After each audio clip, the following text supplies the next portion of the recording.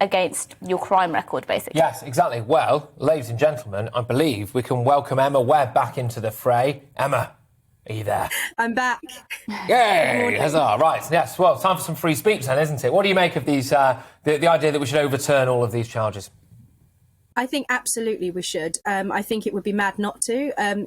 Given the fact that it's quite clear that the court has said that this was an interference, an unlawful interference with Harry Miller's right to freedom of speech. It was an interference under Article 10 of the European Convention of Human Rights with his human rights, his right to freedom of expression. And as Mercy already said, constituted a likely chilling effect on free speech within the public debate on a very important matter. In the case of Harry Miller, this was to do with his expression of gender critical views, or particularly on Twitter, with his sharing of some jokes and liking some jokes that were ostensibly gender critical.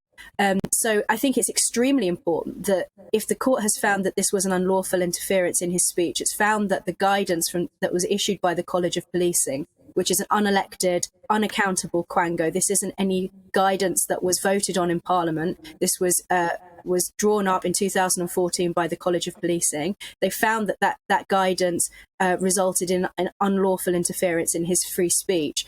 The 120 or more than 120,000 people who have these non-crime hate incidents, the Orwellian named non-crime crimes, that are logged against their names and can affect their job prospects. They can show up in an advanced DBS check. Of course, these things should be immediately scratched from their records. I think it seems nonsensical to me that should be the case. Yes, indeed. And it's not just about speech, is it? It's almost freedom of thought as well, I think. Because the police, essentially, as Harry said yesterday, they basically knocked on his door and wanted to check his thinking.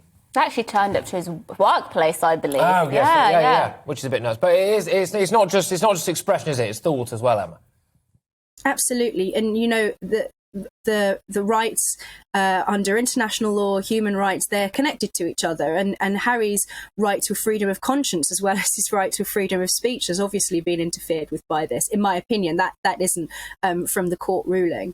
But it's quite clear that, if the court has found that this was an interference in his right to freedom of speech, if this, clearly was an unlawful interference on the part of the police officer who did come around and tell him that he had to check his thinking, then it seems obvious that people like, for example, Darren Grimes, who had a non-crime hate incident recorded against his record because of an interview that he did with David Starkey, where David Starkey said something that was investigated by the police.